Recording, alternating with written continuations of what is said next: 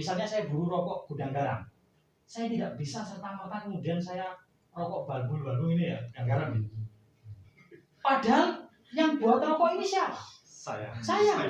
Tapi kenapa saya teralienasi dari diri saya sendiri? Karena saya tidak bisa mengakses komoditas yang saya buat sendiri dengan menggunakan kekuatan tangan saya dan dengan menggunakan tenaga saya serta risiko yang saya hadapi. Kenapa saya tidak bisa menguasai atau tidak bisa memiliki? Apa kata Marx? Karena sistem kapitalisme yang bikin seperti itu. Oke, clear. Oke. Mungkin sampai cepat akan membantah. Pak, tapi buruh kan digaji.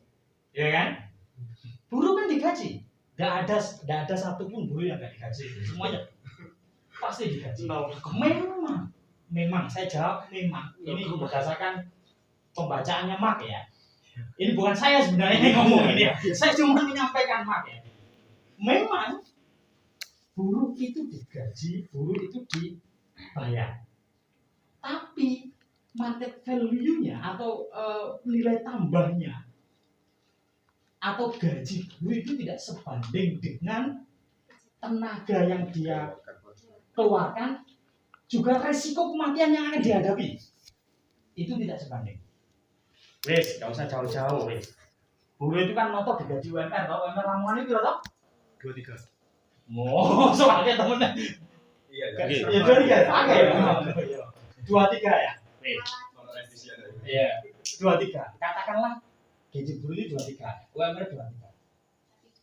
Tapi tidak sebanding dengan apa yang dia keluarkan. Apa yang dia dan resiko, terutama resiko ini yang perlu dicatat. Resiko. Wong sing terus menerus ya. Kerja rokok misalnya ya. Untuk kan resiko kematian itu kan juga semakin tinggi. Sementara apa? Akses kesehatan itu tidak disentuh. Ini analisisnya Marx. Kan cukup mereka digaji. Oke, clear ya. Jadi meskipun mereka digaji, tapi tidak sebanding dengan tidak sebanding dengan input yang dia keluarkan. Ya, tidak sebanding dengan input yang dia keluarkan, tenaga maksud saya, juga resiko kematian yang akan dihadapi. Oke. Nah, kata Marx ini ya, maka secara otomatis buruh itu akan melakukan resistensi. Resistensi itu perlawanan, gitu. Karena yang dicita-citakan Marx itu adalah komunisme, masyarakat komunis. Masyarakat komunis itu bukan masyarakat anti Tuhan loh kayak. Kacau penulis sejarah ini. Dia memang sejarah menyebut komunisme itu dengan anti Tuhan. Komunis itu gini, karena ini istilah dari Barat, maka saya akan mengintrodusir juga lewat Barat juga. Masyarakat komunisme itu maksudnya adalah masyarakat tanpa kelas. Tidak ada bedanya antara borjuis dan proletar. Maksudnya di sini Marx itu gini. Sejak Marx itu kan seorang ekonom juga. Jadi dia di samping dia filosof, dia juga seorang ekonom. Jadi Marx itu sangat rigid sekali melihat situasi masyarakat industri pada waktu itu yang hanya mempolarisasi masyarakat itu hanya ada dua. Kalau dia tidak berposisi sebagai borjuis pasti proletar.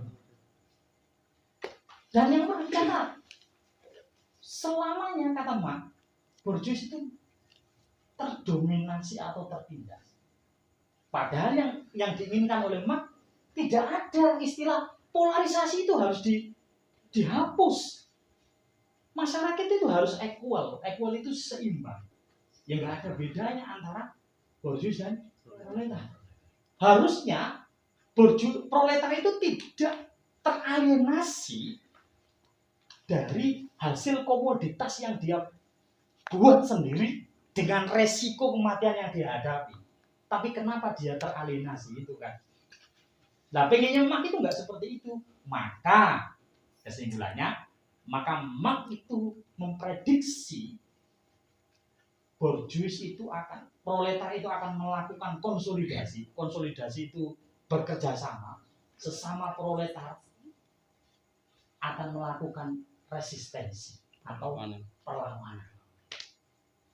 Maka ada istilah yang diintrodusir oleh Karl Marx, revolusi proletariat. Tapi menurut analisisnya Frankfurt ini ya, tapi revolusi proletariat itu tidak pernah terjadi. Kalau toh misalnya terjadi, itu tidak pernah berhasil. Nah, saya tunjukkan alasannya di mana. Kenapa revolusi proletariat itu tidak pernah berhasil. Revolusi proletariat maksudnya revolusi buruh gitu. Perlawanan buruh itu kenapa tidak berhasil? Nah, sekurang-kurangnya berdasarkan analisisnya Frankfurt ini, Marx Frankfurt, Marx itu tidak memprediksi bahwa borjuis itu juga melakukan konsolidasi dengan sesama borjuis. Yang dilihat itu kan proletarnya saja. Oke, ini loh, ini misalnya aku ini proletar dulu lah ya. Kalau Teguh proletar, kemudian si Titin itu borjuis. Kalau saya, karena saya memiliki akal sehat, kalau saya sering ditekan atau ditindas bahasanya ya, untuk tidak menyebut ditindas lah, ditekan saja. Kalau saya sering ditekan, maka saya akan melakukan kerjasama. Ya boy, caranya menggulingkan Titin misalnya. Yang dilihat Marx itu hanya itu, saya konsolidasi dengan Teguh. Tetapi Marx itu tidak melihat bahwa sesama kapitalisme, sesama borjuis itu juga melakukan konsolidasi gitu. Agar enggak jadi revolusi. Agar tidak terjadi revolusi. Nah, itu yang tidak dianalisis oleh Marx, kata Frankfurt. Jadi borjuis, sesama borjuis melakukan konsolidasi untuk menghalau adanya gerakan revolusi ini. Cara gimana? Menciptakan produktivitas atau menciptakan komoditas. Wes, tidak usah jauh-jauh. Saya tunjukkan.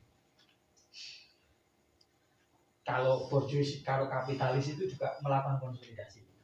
Jadi kalau teman-teman melihat saya, mulai dari ujung kepala saya sampai ujung kaki, itu tidak ada satupun yang tidak dilayani oleh kapitalisme. Oke, misalnya kamu ingin membersihkan rambutmu, disediakan sampo oleh kapitalisme. Pengen supaya agak lebih cantik ya, memakai make up, itu disediakan oleh kapitalisme. Bahkan untuk memotong kuku itu disediakan oleh kapitalisme.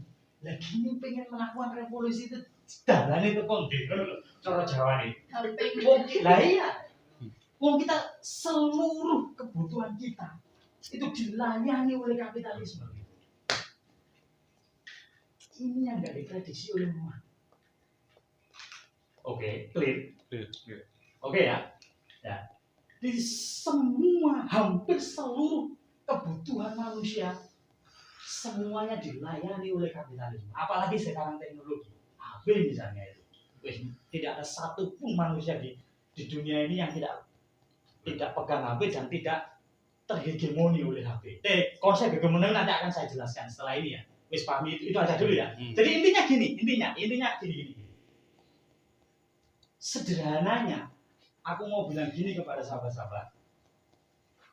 Jadi borjuis itu melakukan konsolidasi, sesama borjuis melakukan kerjasama untuk menghalau terjadinya revolusi. Dengan cara apa? Caranya gimana?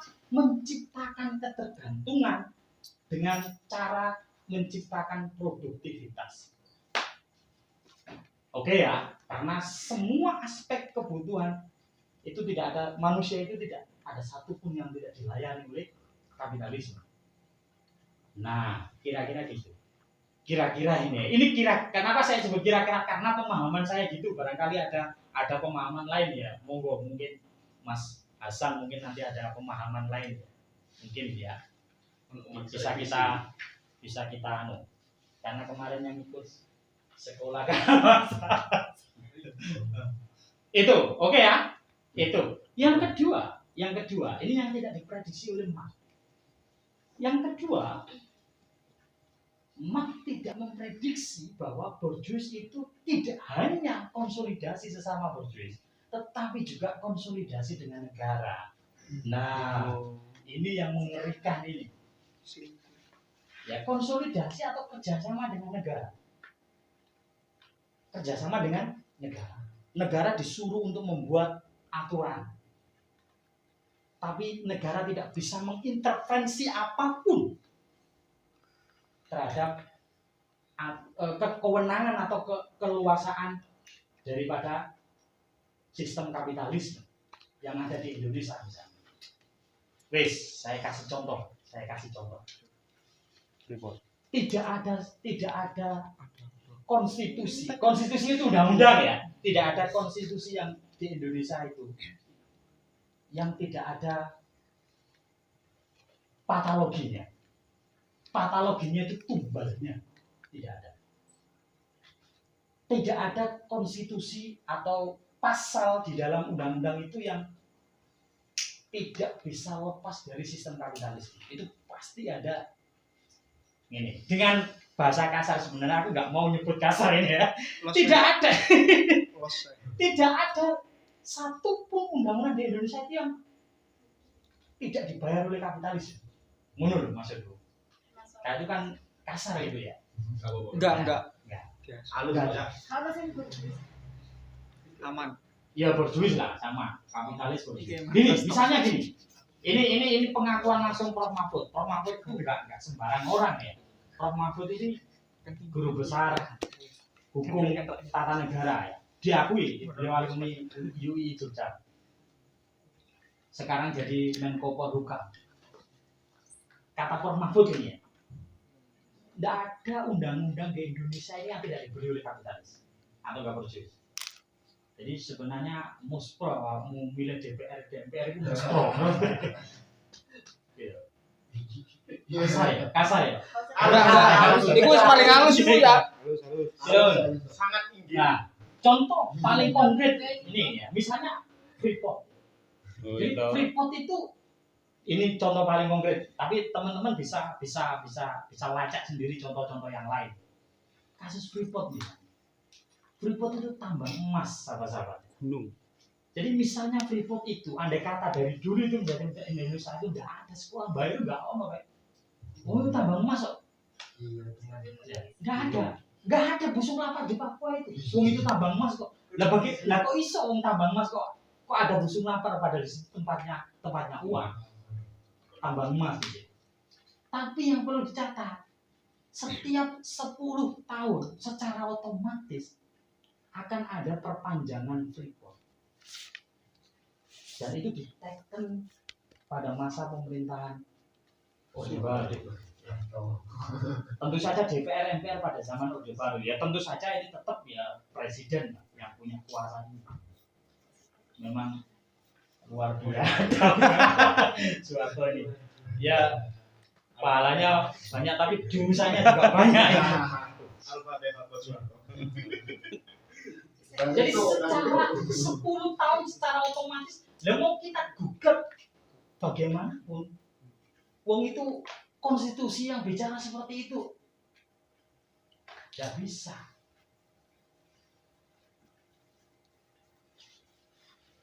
Itu pinternya kapitalis itu di situ. Jadi dia tidak hanya konsolidasi sesama kapitalis, tetapi dia juga bekerja sama dengan siapa? Negara.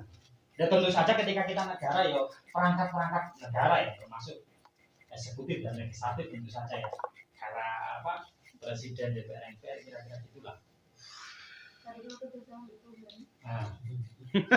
Yang ketiga, kapitalisme itu juga melakukan konsolidasi terhadap tokoh agama. Nah, ini. Tokoh agama. Berkah itu. Gak usah jauh-jauh ini. Karena ini di hadapan kita. Sorbes yang ada di Mantren itu. Nah, itu contoh konkret kapitalisme konsolidasi dengan tokoh agama.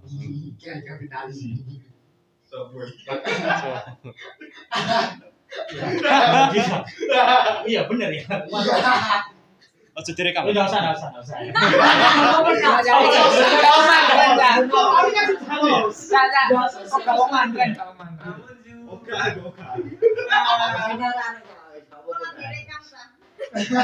Ojo direkam ya. Ya direkam enggak apa-apa, tapi jangan di-record. Jangan di-publish. Tapi Enggak, resiko ya. Ya masalahnya anu. PNS ya. Iso tapi Barno ya iso kuwi. Oh iya. Iya, silakan. Enggak apa-apa, enggak maksa. Kan memang Monggo. Salam ya. Salam Bu, aku pengen balik urung tanek ngono. Bono sik. Ya rasa dibokno wis Barno. ya. Enggak ngono. Jaluk ngekei Wale. stempet. Wes, gini. Di samping negara yang lebih mengerikan adalah Taiwan. Apalagi kan melihat frame-nya orang Indonesia ini kan sama kiai itu kan luar biasa ya. Takdimnya maksud saya. Nah, sami nawato. Apalagi masyarakat Pantura ini kan ngerti agama semua ya. Di mana memperlakukan kiai kan memang top lah kira-kira gitu. Takdim maksud saya. Nah, pinternya gitu kapitalis. Ya misalnya membangunkan tempat-tempat ibadah, kemudian mengajak tokoh agama untuk mengkondisikan masyarakat agar semua ini. Teman-teman pasti sudah paham lah, saya nggak perlu untuk itu misalnya, ya nggak usah ya. Intinya itu. Jadi Rumpah. Misalnya nomor Setengah iki gak mantren iki. Tapi kuliahnya insut. Dah, wis. Nggak perlu nanti tanya. Jadi ini ya. Konsolidasi gini artinya tiga yang ingin saya katakan, Marx itu tidak memprediksikan tiga hal. Kapitalisme konsolidasi sesama kapitalisme konsolidasi dengan negara. Konsolidasi itu kerjasama ya, kalau misalnya sulit memahami kata konsolidasi. Kemudian yang ketiga adalah kerjasama dengan tokoh-tokoh agama. Sudah perangkatnya sudah sangat clear, sudah sangat lengkap untuk menghalau gerakan-gerakan revolusi atau gerakan-gerakan resistensi yang dilakukan oleh proletar. Makanya revolusi proletariat itu ibarat mimpi di siang bolong gitu ya, utopis lah ya, itu tidak akan mungkin terjadi. Pak, revolusi Bolshevik itu juga revolusi, iya, tapi kan nggak berhasil. Nah, itu. Nah, ya wis tetap semangatnya, yang jelas semangatnya, yang terpenting itu adalah semangatnya yang bisa kita ini. Kemudian yang kedua, di samping gini, sebelum saya melanjutkan, mungkin ada yang perlu didiskusikan, mungkin ada yang perlu disampaikan, silakan. Kalau tidak ada ya saya lanjutkan. Nah, kemudian yang kedua, gagasan yang kedua dari Martha Frankfurt itu adalah kritik atas positivisme. Jadi tadi kritik terhadap kapitalisme, sekarang kritik atas positivisme. Nah, positivisme itu apa? Atau positivisme itu apa ya? Positivisme itu adalah filsafat ya. Positivisme itu aliran filsafat, madhab filsafat yang diintroduksi oleh Auguste Comte ya. Bukan Agus Comte. Kalau Agus itu kan orang Madura. Sama-sama orang Madura ya. Emil Durkheim ya, dirubah jadi Durkheim. Auguste Comte ya. Auguste Comte. Jadi tokoh dari positivisme itu adalah Auguste Comte. Auguste Comte. Nah, gini. Saya ingin mengatakan gini, positivisme itu adalah simbol dari modernitas. Kenapa disebut dengan simbol dari modernitas? Ini menurut saya ini bahasa saya sendiri loh ya. Kenapa disebut dengan simbol modernitas? Karena hampir seluruh kritikus modernitas itu selalu mengalamatkan kritik terhadap Auguste Comte atau positivisme. Oke, gini. Kenapa saya katakan positivisme itu adalah simbol modernitas? Karena hampir seluruh pengkritik filsafat-filsafat modern atau pengkritik modernitas tepatnya itu mengalamatkan kritiknya terhadap positivisme Auguste Comte. Makanya saya katakan positivisme itu adalah simbol modernitas. Misalnya para filosof postmodern itu setelah filsafat modern itu ada postmodern. Nah, postmodern itu mengkritik seluruh bangunan filsafat atau gagasan-gagasan pemikiran filsafat modern itu mengalamatkan kritik terhadap siapa? Positivisme. Makanya saya katakan simbol modernitas. Tak terkecuali Mata Frankfurt itu juga mengkritik modernitas juga lewat menelanjangi pemikirannya Auguste Comte atau positivisme. Maka saya sekali lagi saya mengatakan positivisme ini adalah simbol dari modernitas. Alasannya itu ya, karena semua kritikus, semua pengkritik atau seluruh pengkritik ya apa namanya dari kritik, penilai dari modernitas itu selalu mengalamatkan kritiknya terhadap Auguste Comte atau positivisme. Nah, pertanyaannya sekarang, di bagian mana Mata Frankfurt itu mempersoalkan positivisme? Di bagian mana Mata Frankfurt itu mempersoalkan positivisme? Jadi gini, saya akan mengintroduksi sedikit. Sebenarnya kalau ini materi sekolah pemikiran modern. Gini, saya introduksi sedikit. Positivisme itu gini, intinya ini ya. Positivisme itu adalah penerapan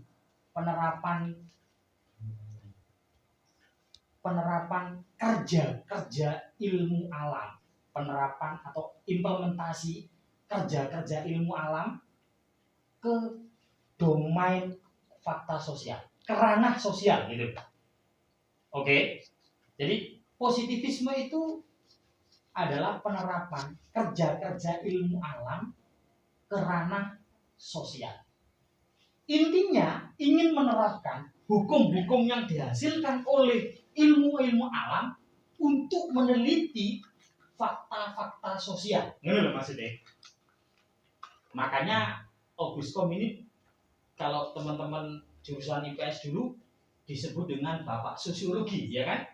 Auguste Comte itu disebut dengan bapak sosiologi. Nah, sebenarnya sosiologi, definisi dari ilmu sosiologi adalah, atau sosiologi itu disebut juga fisika sosial. Jadi menerapkan ilmu fisika ke domain fakta sosial. Oke, clear ya? Jadi semangat dari positivisme itu adalah implementasi kerja ilmu sosial, ilmu alam ke fakta sosial. Nah, sebenarnya kalau saya boleh menelanjangi positivisme ini ya, sebenarnya positivisme ini menurut saya itu sudah bermasalah dengan semangat dia menerapkan kerja ilmu alam ke ilmu sosial itu sudah bermasalah. Kenapa bermasalah ini? Saya minta Anda sepeda ini. Saya tunjukkan bermasalahnya positivisme itu ini.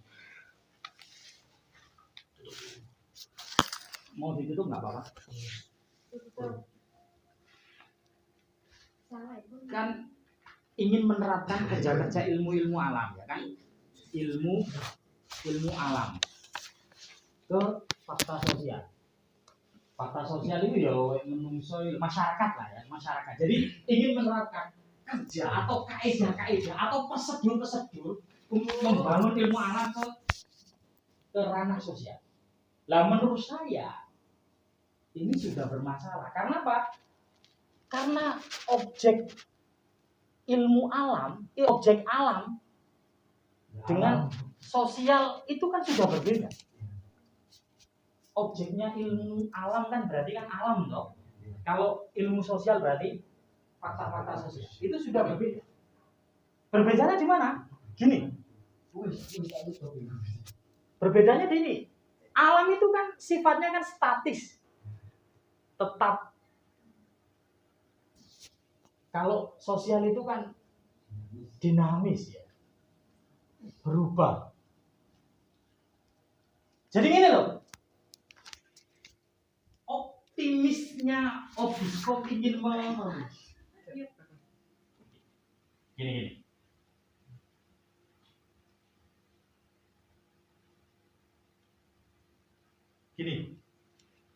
Jadi semangat Obiscop ingin menerapkan gagasan atau prosedur-prosedur ilmu alam ke fakta sosial. Ini menurut saya sudah bermasalah. Karena apa? Karena objek ilmu alam dengan objek ilmu sosial itu berbeda. Ilmu alam itu tetap sifatnya, karakternya ya, jangan dibantah. Misalnya udara ya, udara kan dari besar ke kecil itu. Bukan persoalan itunya, tapi di persoalan karakternya. Karakter atau ciri khas atau sifat alam itu tetap statis. Kemudian kalau sosial itu kan dinamis. Manusia itu kan dinamis, nggak ada manusia yang nggak dinamis. Makanya kan ada istilah esok dele tetapi sore tempe. Sekarang aja ini. Nah, kok bagaimana mungkin bisa? Ini loh, kayak gini. Ini kritik saya ya. Bagaimana mungkin bisa menerapkan kerja-kerja ilmu sosial ke domain fakta sosial? Wong sifatnya atau karakternya itu sudah berbeda. Weh, saya ambil contoh misalnya. Selalu kita bisa mengatakan gini. Selalu kita bisa mengatakan bahwa air itu mengalir itu dari tempat yang tinggi ke tempat yang rendah. Fakta kan ini. Ini dari dulu kan seperti itu. Mulai dari saya SD sampai sekarang kan hukum itu kan tetap berlaku kan itu. Paham maksud saya? Okay. Saya ulang ini. Sini aja. Biar bisa melihat saya gini. Dari saya dulu SD sampai sekarang, air itu pasti akan selalu mengalir dari tempat yang agak tinggi ke rendah. Kan gitu kan? Iya kan? Itu maksudnya karakteristik ilmu sosial itu tetap. Oke. Tapi kan berbeda dengan manusia. Manusia itu kan makhluk yang dinamis. Bagaimana mungkin bisa? Oke. Bagaimana mungkin bisa menerapkan kerja-kerja ilmu alam itu ke domain fakta sosial? Itu kritik yang pertama. Nah, tapi Madam Frankfurt itu secara spesifik mengkritik di gagasan soal objektivitas dan generalisasi. Ya, jadi itu tambahan saja.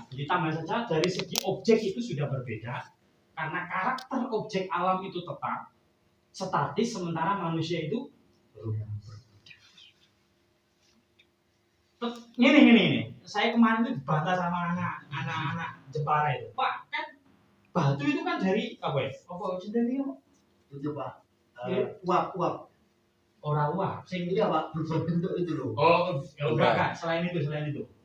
Ini. Dulu kan binatang itu kan dari kecil kemudian besar. Nah, itu kan juga berubah namanya. Bukan itu. Maksud saya bukan berubahnya bukan di situ.